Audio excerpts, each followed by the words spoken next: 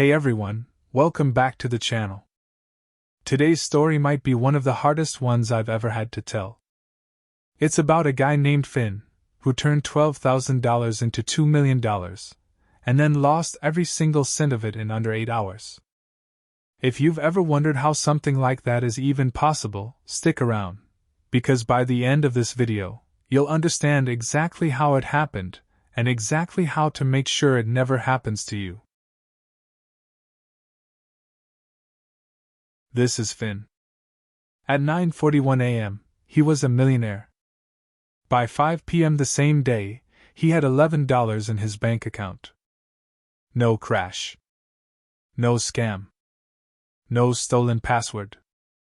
Just him, one decision, and 8 hours.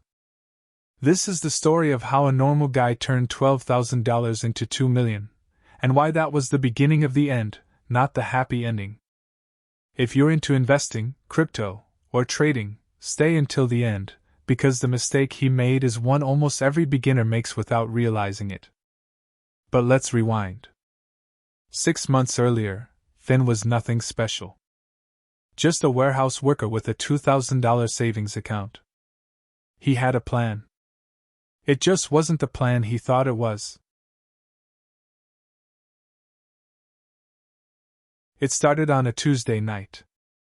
Finn was scrolling through videos of guys his age showing off Lamborghinis they said they bought from crypto trading. One video kept coming back to him. A guy named Marcus promising guaranteed 300% returns using something called leverage trading. Finn didn't know what leverage meant, but he understood one word perfectly: guaranteed. So he opened an account on a crypto exchange. Just to look, he told himself. $2,000. His entire emergency fund. In it went. The first trade made him $400 in 20 minutes. Finn's heart started pounding. He didn't sleep that night. He just kept refreshing the app. By the end of the week, his $2,000 had become $5,000. Finn felt invincible. This is the moment every trader remembers. The moment winning starts to feel like skill instead of luck. So Finn did what almost everyone in his position does next. He increased his position size. Then he learned about margin trading, borrowing money from the exchange to trade with more than he actually had.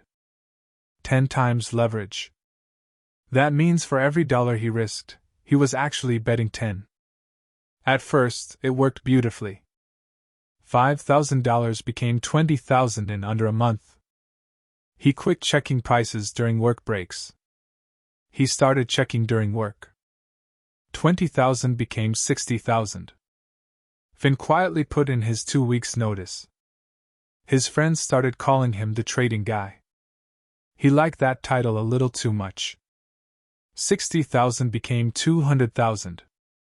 Finn moved his positions into altcoins, smaller, riskier cryptocurrencies with bigger potential swings. $200,000 became $700,000 in a single explosive week.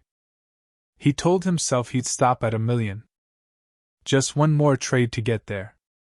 One more trade turned $700,000 into $1.4 million.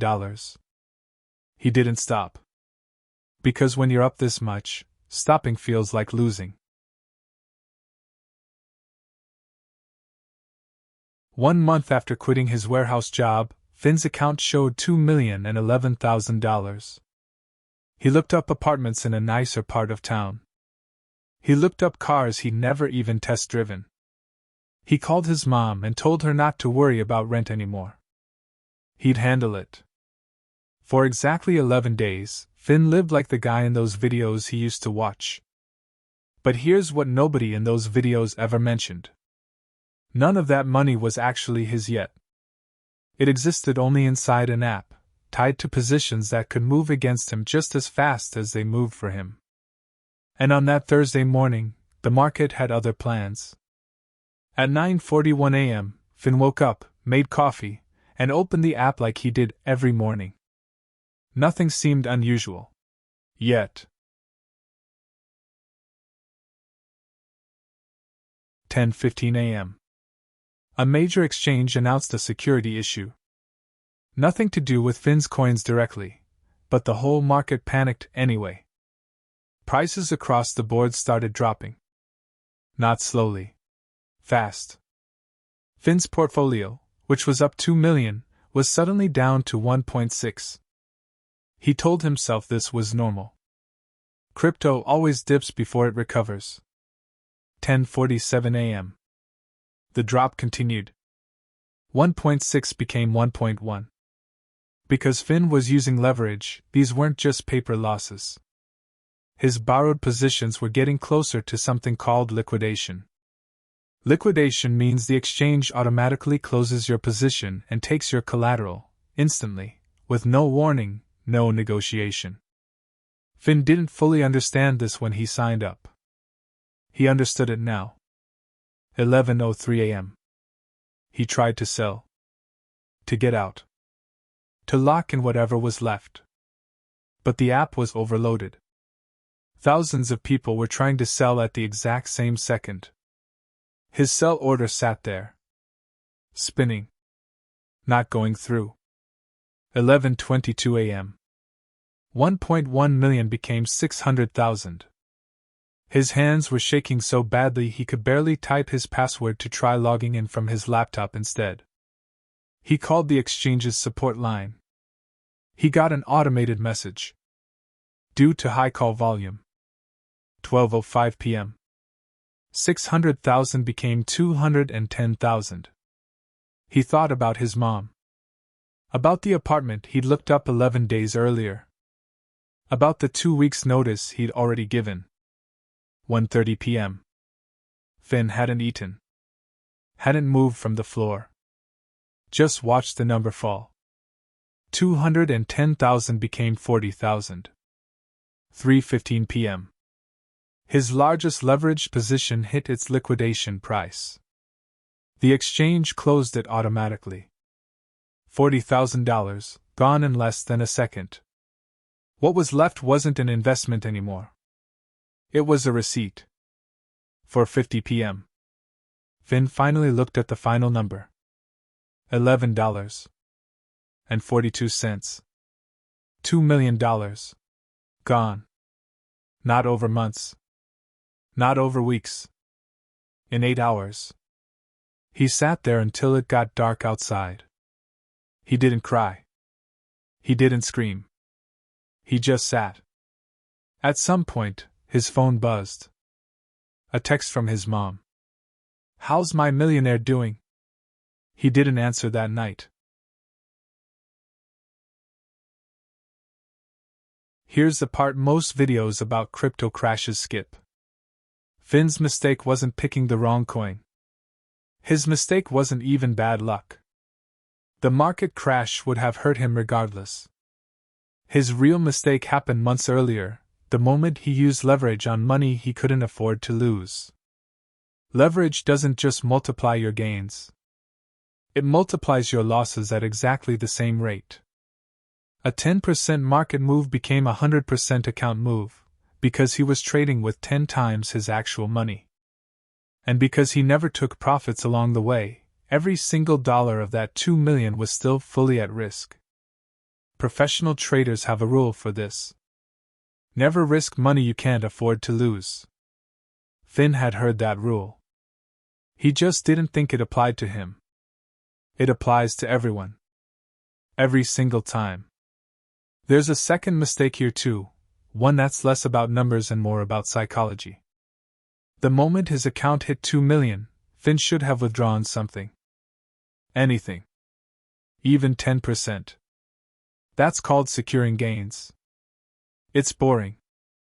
It doesn't feel as exciting as chasing the next big number. But boring is exactly what protects you when the market turns, and the market always eventually turns. Finn never got to feel boring. He went straight from $12,000 to $2 million to $11, with no stop in between. That's not an investing story. That's a gambling story that happened to use investing apps. And it's more common than you'd think. It just usually happens quietly, to people who never make a video about it. 6 months later, Finn went back to the warehouse. His old manager gave him his job back. He still trades sometimes. But now with money he's genuinely fine losing, and never with leverage. He told me the hardest part wasn't losing the money. It was losing the version of himself who thought he'd figured out something everyone else missed. Markets don't care how confident you feel. They don't care how many green days you've had in a row. They only care about the actual numbers, and leverage makes those numbers move faster than any of us can emotionally keep up with. If you take one thing from Finn's story, let it be this. The fastest way to lose money you actually have is chasing money you don't have yet. This channel isn't here to tell you never to invest. It's here to help you understand what you're actually risking before the market decides for you. If this story hit you, you're probably someone who thinks before they act. That already puts you ahead of where Finn was. Subscribe if you want more real stories like this one, the ones that don't usually make it into finance advice videos. There are more stories like Finn's out there, quiet ones, the kind that never make headlines. I'll keep digging them up and telling them right here. Drop a comment if you've ever gotten close to a decision like Finn's. You're not alone, and there's a lot to learn from it. Thanks for watching. See you in the next one.